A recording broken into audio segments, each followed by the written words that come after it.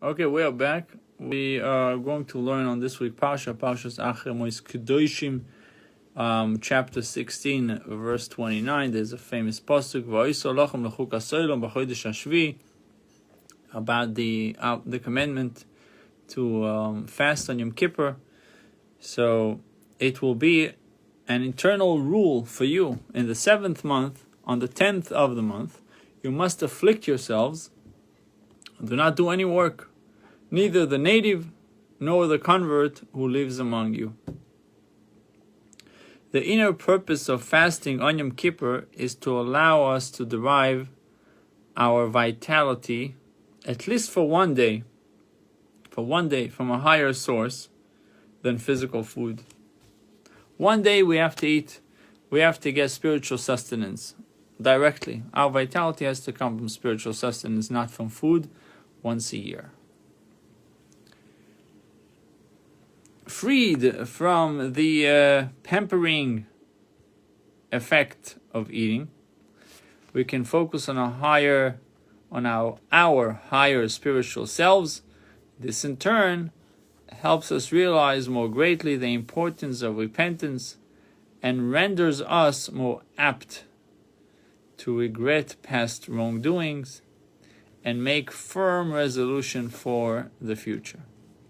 Even from the purity or from the purely physical perspective, fasting forces the body to live off its own stored reservoirs, which it has created from the food that we ate previously. In other words, instead of metabolizing the 3 lower kingdoms, mineral, vegetable, and animal, we are metabolizing ourselves.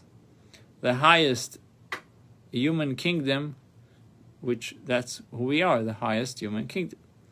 We are thus living for the duration of the fast off of a higher level of life. Everything from the fast, emerging from the fast, we are, with God's help, able to relate to the material world from a higher, more spiritual perspective. With that, we'll go to the section on Geula, and this is speaking about the verse in this week Parsha, chapter 16, verse 31. It is an ultimate Shabbos for you, and you shall afflict yourself, also discussing the obligation to fast on Yom Kippur. So the Torah instructs us to afflict ourselves on Yom Kippur. Our sages described this affliction as 5 forms of abstinence.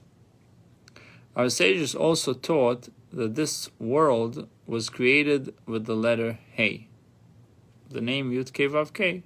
The world was created with the letter Hey, the numerical value of which is 5, while the future world was created with the letter Yud. The numerical value is 10. Yom Kippur, the 10th of the month, reflects the future era. We therefore abstain from 5 matters representing this world that was created with Hey. The 5 abstinences also correspond to 5 elevations that the attribute of Malchus, the attribute of sovereignty, will undergo in the future era. These are alluded to in the verse describing the greatness of Mashiach, using 5 terms: Yaskil Yorum Nisa Gavoya Me'od. Behold, my servant shall prosper, he shall be exalted and lifted up, and he shall be exceedingly high.